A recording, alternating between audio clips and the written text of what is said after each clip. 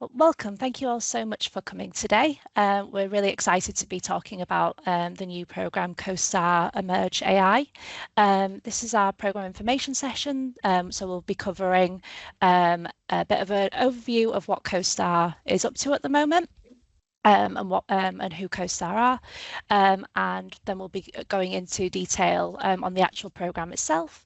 Then there'll be time for Q&A at the end, so time for you to ask any questions and raise any thoughts you have about the program. On the call today, we're joined by Abby Bowman, who's our Director of Partnerships and Head of Enterprise and Commercialisation. Myself, I'm Nicole Stewart-Rushworth, the Enterprise and Commercialisation Producer. Lisa Gray, Founder and Director of the Black Media Group and Exec Programme Producer, and Helen Berwick, Enterprise and Commercialisation Coordinator. We're also joined by Amber Curling, who'll be helping in the background as well. Cool. Abby, shall I pass over to you? Yes, thanks, Nicole. Yeah, welcome everybody. We're really delighted to have you here today.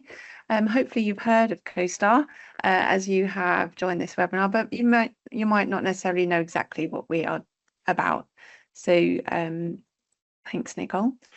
So what is CoSTAR? So we are the UK's first national infrastructure that supports the growth of the creative industries.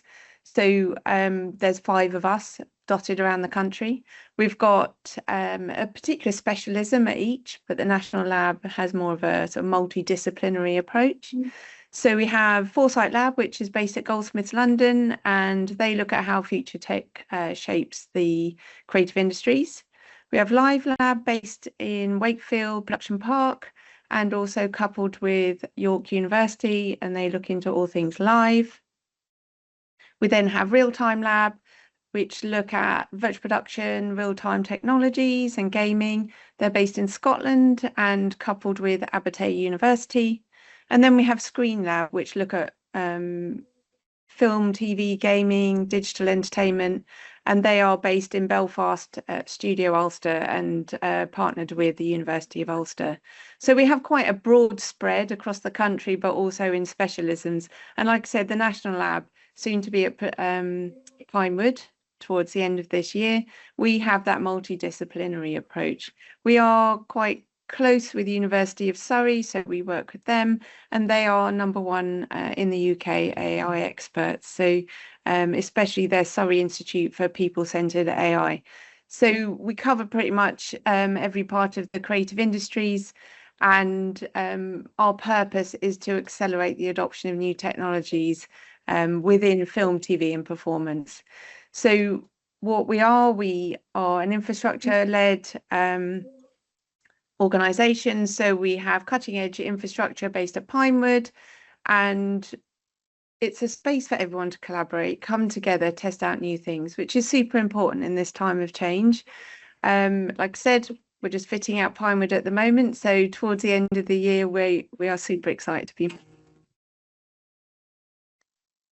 Next slide, please. We support businesses through our programs predominantly.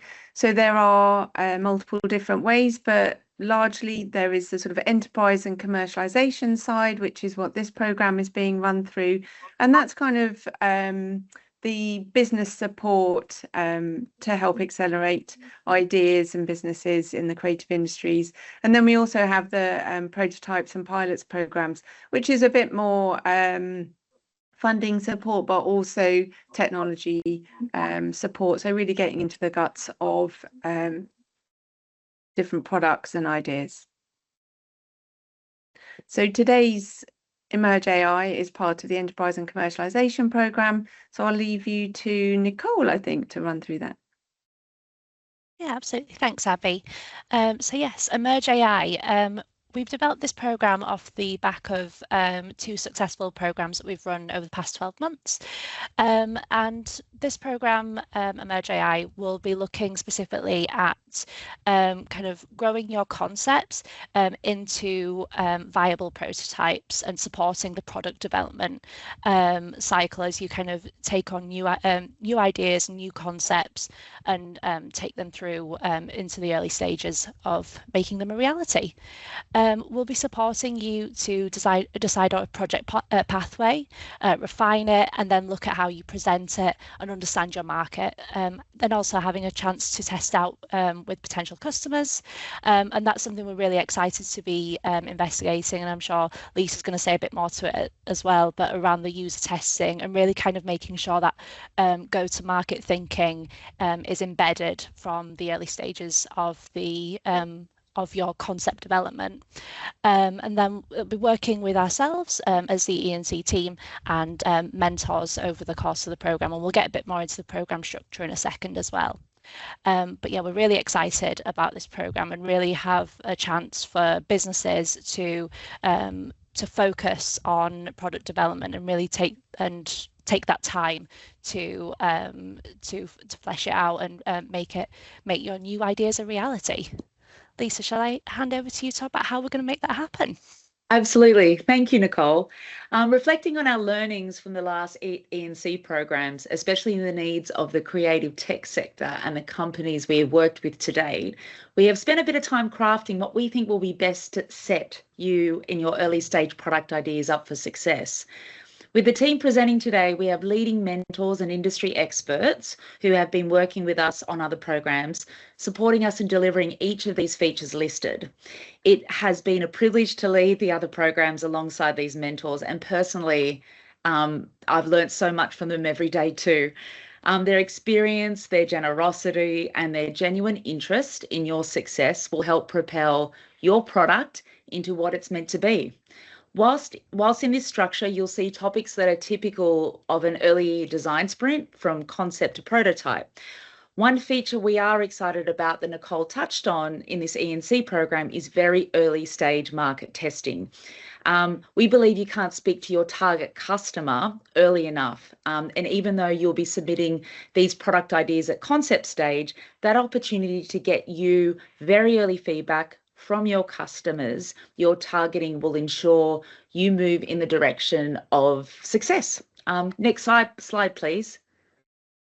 Along with the opportunities for user testing sessions, the programs will include in-person workshops where you can meet other participants, as well as dedicated time with experts and mentors. This will give your startup practical tools, guidance, and a real-world feedback you'll need to take the next best step towards making your AI business a reality. Over the 3 months, you'll be able to book in hours with us mentors, be offered exclusive collaboration opportunities with the National Lab and Foresight Lab, as well as network with other creative tech startups. I think one of the most fulfilling things for me working at CoSTAR over the last while was the E&C South by Southwest Networking Day and seeing the two cohorts, the ones from last year's Ideate program and this year's Evolve program, connect and are now starting to really work out some real partnerships. As Abby said earlier, more than ever, especially in the creative tech economy, partnerships are the key to success. And it's wonderful to see this CoSTAR grow and demonstrate that. Okay, I think that's enough from me. Over to you, Nicole, to talk about project timeline. Yeah, absolutely. So if you're here, I assume you've at least had a little look at the application so far. So applications are open until the 18th of August and we'll be closing at 12 p.m. So lunchtime. So you've got a couple of weeks left to get those applications in. We'll be then taking time to obviously review them, and we'll be notifying applicants of the outcome in September. We'll also be inviting you, if you're successful in the shortlisting, to attend a bit of a pre-programme discussion to understand your goals and what you want to achieve through the programme, and make sure that we're able to support you in doing so. Then in October, we'll actually kick off proper with the two-day in-person workshops, which will be taking place over the whole month of October, so probably with about a 2-week difference, and dates will be confirmed closer to the time. And then throughout November and December, we'll be taking time to then refine your prototype, check-ins with the team, with the mentors. Late November, we'll be going into that user testing phase, and so a workshop in person to test with your potential market. Then in December, we'll be doing a closing in-person event to round off the programme, bring some friendly faces into the room. And when we're all back after the holidays in January, we'll be doing feedback and the programme will formally close. What we're hoping is that by having this quite intense period of supporting you through this, that we're able to help you quickly develop these prototypes in a way that means that you can fail fast, but also find what works for you in a structured and supported manner. Lisa, shall I pass over to you for the summary of benefits? Yeah, sure.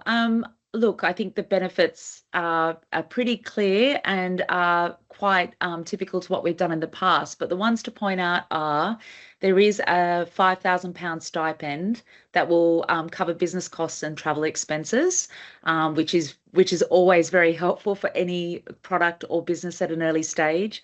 The cloud credits are really, really exciting, which we can talk to you a little bit more in detail when you apply. As I mentioned, the mentorship and office hours are up for this as well. What's really exciting about this also is the investment means that we are not taking a stake in your products or your ideas, which is quite unique for any incubator program that's are currently running in the UK, which is great. There's opportunities for a cohort of 20 companies, which means that there'll be peer-to-peer learning and the partnership opportunities, and also an opportunity to pitch to our wider network that continues to grow, to help see if there's an opportunity for investment or further development. Nicole, I'll hand it back to you. Yeah. So who should apply? So we're looking for businesses with early stage ideas with working proofs of concept.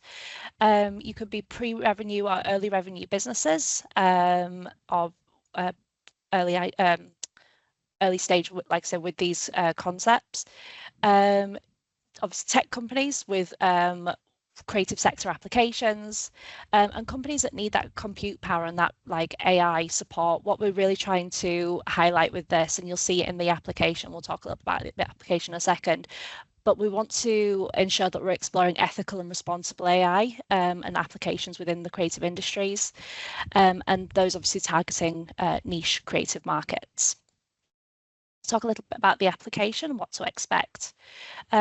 So when you go into Submittable, which is the platform that we use for our opportunity applications, you'll be met with a form, you'll have an eligibility criteria, and then a 3-section or 3 and a bit section application. You'll have to declare any prior funding that you have received. Obviously your applicant information. Hopefully, if you're successful, we'll need to know how to contact you and let you know. Then the actual application form itself, which is 11 questions. There's one with a 100-word limit, and the rest are a 500-word limit, and there's space there as well for you to upload a file if you want to provide any supporting information. That could be a pitch deck, video, anything like that that you might want to include. Then we also have our equity, diversity and inclusion data, which we will collect for all lead applicants on our programs. It's hopefully quite a straightforward application, and nothing in there that should be too surprising, but like we say, we're looking, we do have those questions around ethical and kind of interesting uses of AI. So yeah. Well, is there any, before we head to Q&A, is there anything that any of my lovely speakers would love to I was just going to say, we read all the answers and answers for every question, so we're very, very thorough. And I find personally it's a great part of the process to foolproof, to test your idea, because if you can get through the questions, you start to see where the challenges are. But it's okay if you don't know all the answers yet. But if you can show your thinking and show your commitment, that's my hot tip. Yeah, absolutely. Actually, Lisa, I was going to say, sort of backing up that is that some of the questions is just to test the water and see how much you have thought about that area. You won't be necessarily marked down if you haven't covered every part of it, because this course is or program is generally to fill in all the gaps. So yeah, just put in what you've been thinking up to date. Excellent. Well, we can stop speaking for a second and move over to Q&A. So as I said before, we'll be turning on microphones and video. If you would like to ask a question, you can use the raise hand feature, or feel free to pop it in the chat. And yeah, we've already got a first one in the Q&A box.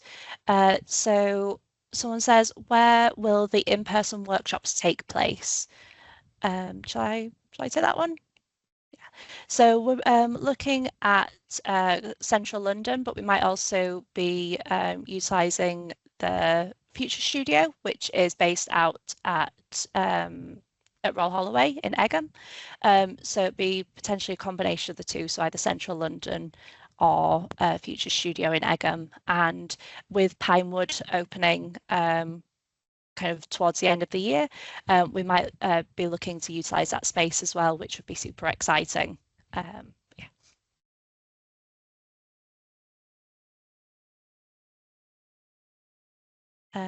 Chris, I can see a question from yourself. Hi. Well, thanks very much for your time. It's brilliant to have a chance to speak to you and hear about this. I know we've spoke about this a bit, Nicole, but I was wondering, so there's a sovereign AI fund as well, which is more about capital, and then there's CoSTAR, which is more about grants. And I was wondering, is there any way these two feed into each other in a sense, or work together? Because obviously, like, sovereign AI is being quite not actually pushing the creative industries right at the moment, while CoSTAR is. So I was wondering if there's any ways that you could, go through the CoSTAR AI kind of accelerator, and then that lead into other government schemes that give you more like capital to scale after a kind of grant to develop and research. Abby? Yeah, I can take that one. So we don't directly connect. However, we do look at the landscape and try and feed into each other where possible.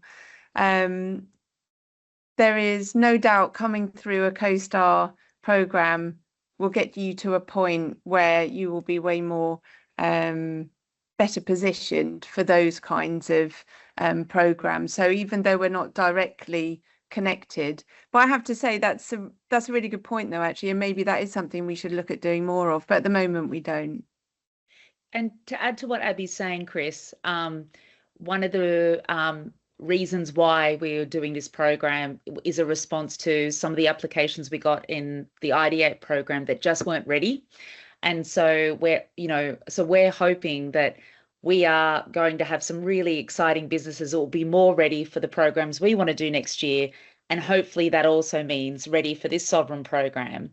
And, as someone who's been lucky enough to get investment from grants and investments, the great thing about a grant is you don't owe us anything afterwards. Hopefully you're going to be saying CoSTAR's great, but in terms of having a percentage or having some sort of equity point, which means it limits your sales options afterwards, this just makes sure the slate is clean for whatever direction where, and I don't know if I know much about the sovereign program, but I can imagine it's an investment and then there's some sort of commitment. So whereas other incubator programs like Entrepreneur First and who offer this stuff do ask for like a percentage of equity. So that's what's really exciting about the flexibility, especially being in the creative tech sector as well.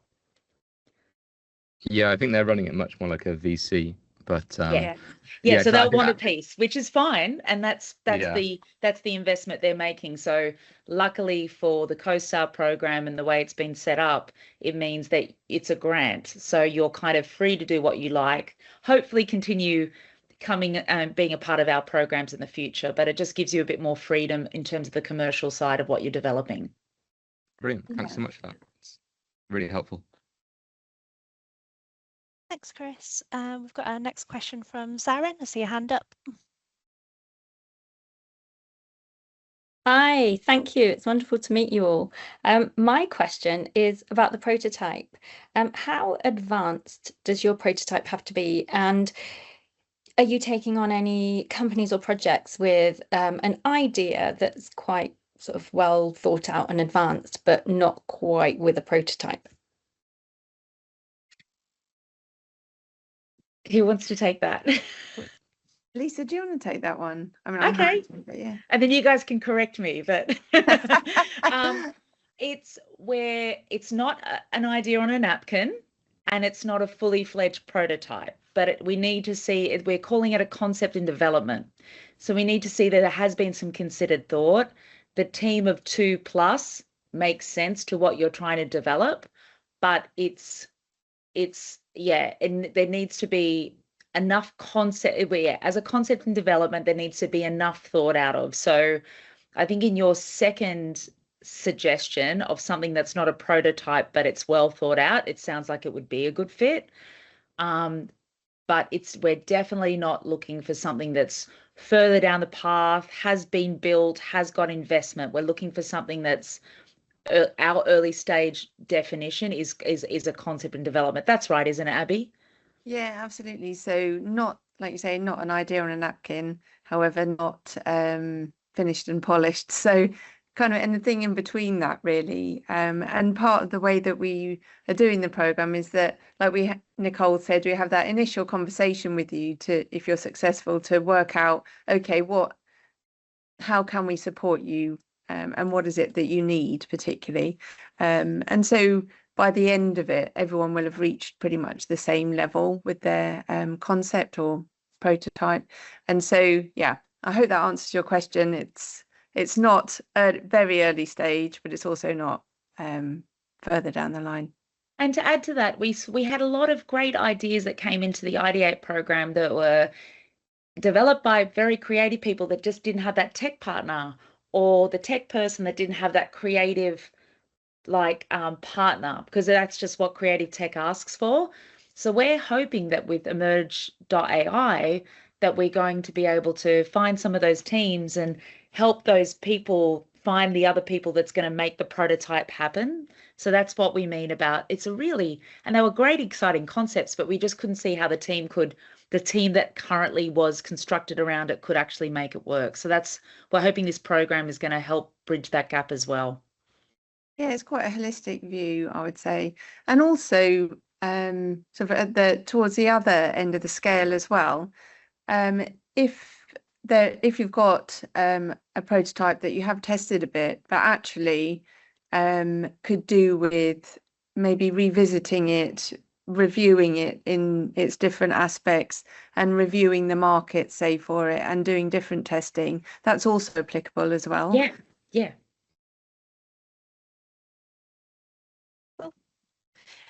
Thank you. Great. Thank you, Zeren. Awesome. Thank you so much. We'll just go through some of the questions that have come in on the Q&A. So we've got one from Nick saying, my company's base is UK registered and aimed at the UK creative industry and beyond. However, my co-founder is based in Germany and is a German citizen. Is that okay? I can take that, Abby. I'll go for it. I was going to say, yeah, that's totally fine. So as long as the company is registered and based in the UK and is looking to deliver within the UK, then that's what we look for in terms of that level of eligibility. We've got a couple of regional questions coming up. So is there conscious regional diversity? Applications are open to anywhere in the UK. So there was one question about, for Wales-based entities, does the lack of a CoSTAR location in Wales create any disadvantage in the application or in how support is delivered? No, is the answer to that. Yeah, we welcome applications for everywhere, and there is that travel bursary as well to support that. Yeah, it should. So just to touch on a little bit more on the travel stipend and business development award. So it's split into a £3,000 business development award, and then there's a £2,000 travel stipend to support being able to attend in-person activity.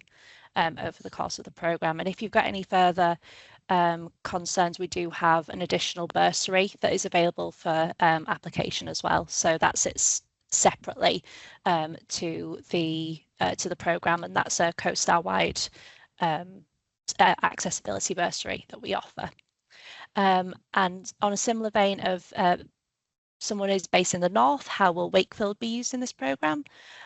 So Emerge is a national lab run programme. So whilst the activity will be working around the national lab, our colleagues and partners up at CoSTAR Live Lab, which is the one that's based in Wakefield, will be aware of it. So if you're keen to kind of chat to them and talk to them, they'll be available, but the actual activity itself will be based out of the national lab. Yeah, and one of the things or activities at the end, there will be representatives from each of the different CoSTAR labs, and so you'll be able to mix and talk with them, and any follow-on activities could be explored there. I see another hand up. Simon, do you want to ask your question? Hello. Hi, guys. Thanks so much. Hello, Nicole. You're right. That was awesome. That was really interesting. I think my question sits probably at the tail end of the question before. Abby, you started to mention that. Yeah. In that we are a small business that has got further on in the pipeline from a concept phase into a piloting phase. So we're actually running live pilots with our AI stack.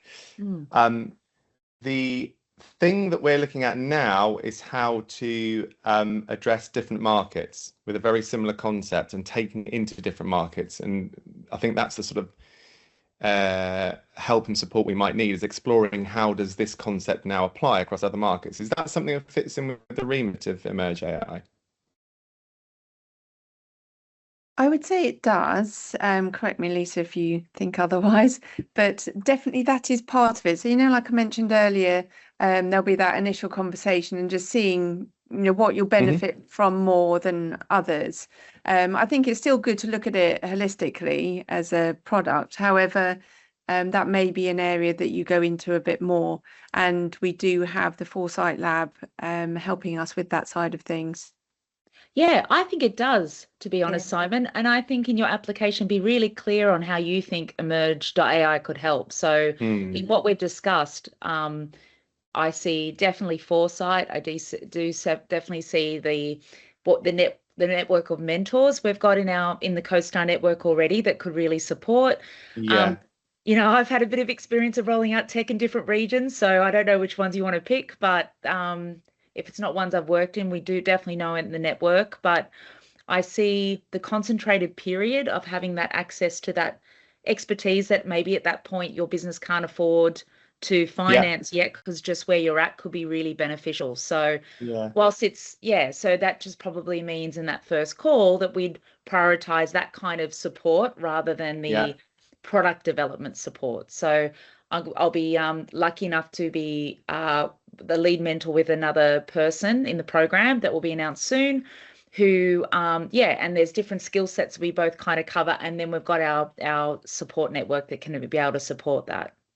Amazing. That sounds really positive. It is that sort of us having this time and space, and even just the sounding board to be able to have the confidence to move away into other markets that we're not kind of naturally expert in, if you see what I mean. And I think you mentioned the user testing and that sort of kind of testing your thing in other markets. That sounds really cool.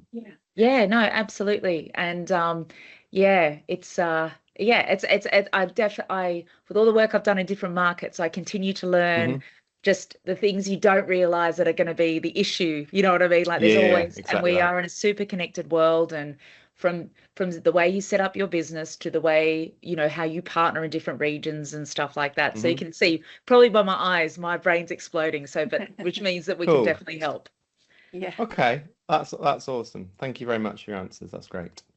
Thanks, Simon. Thank you.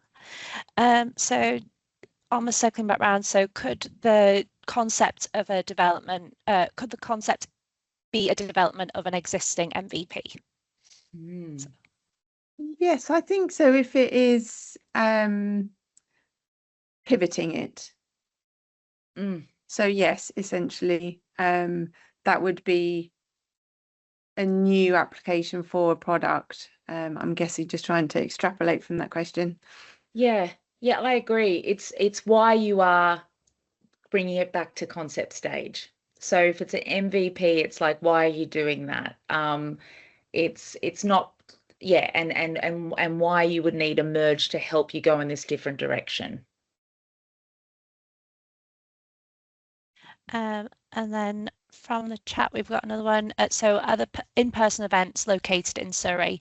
So some may be at the Future Studio, which is in Royal Holloway in Egham in Surrey.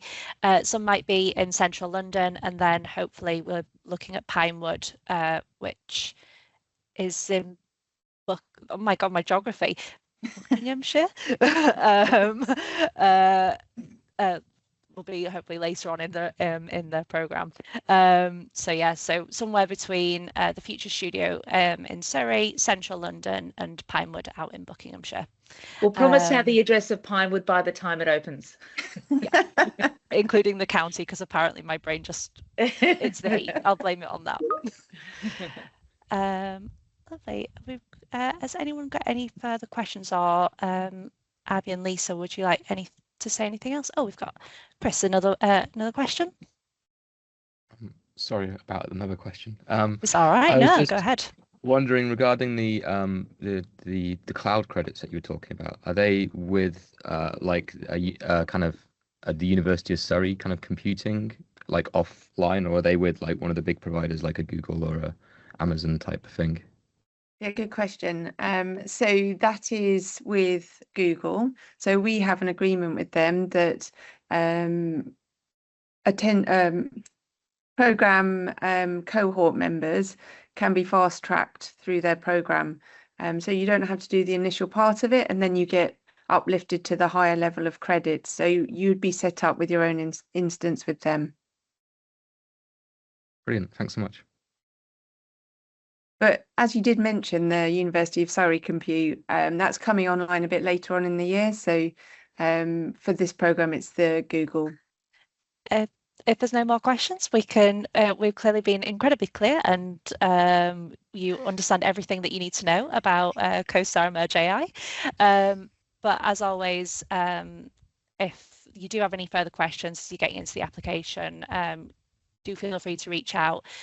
We'll pop the email address in the chat. And yeah, we've got Suzanne coming in with a question. Yeah, hi, sorry, I've missed right. out the first half with work. It held me up.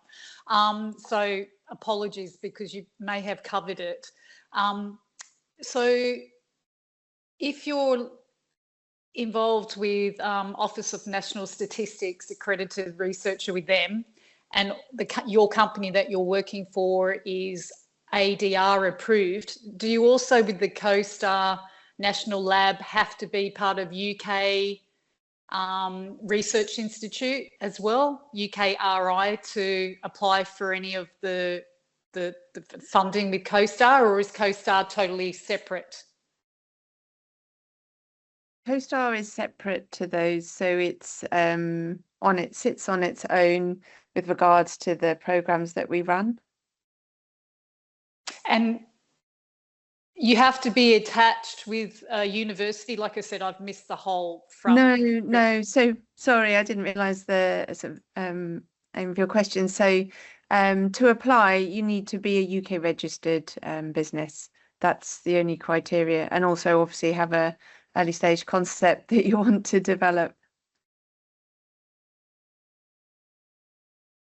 And was there any particular areas in education that might, or in entertainment with, so there's two areas that we work with, which is education, to provide more tailored programs for SEN, and also those 16 to 18 who are hospitalised, to try to support them because education is not required. But the other area is in entertainment and immersive theatre. So are there any areas that might be more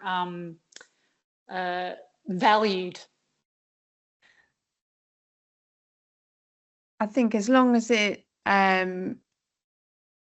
fits within the Emerge AI descriptor, which is on our website, essentially, yes, the immersive does immediately shout out, but also the other sort of educational areas, the creative application within that is also applicable. So it really depends on the specifics of your product idea, I guess.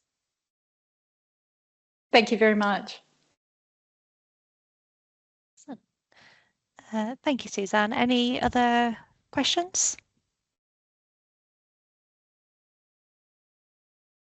Well, if no other questions, thank you all so much for joining. We hope you will be applying, and we look forward to reading your applications. I've just popped the enterprise email in the chat if you do have any questions that pop up afterwards. I know you can finish these webinars and be like, oh, meant to ask that. So if anything like that does pop up, you know where we are. As I'm chatting, thank you so much for coming. I was just gonna say there was another question, but it's thank you for the webinar. So should we call it a day there? And thank you all so much for attending. Thank you, Abby, Lisa, Amber, Helen, and everyone for attending as well, and your attention for the past 40 minutes. Thanks, Nicole. Thanks, everyone. Thanks, Nicole.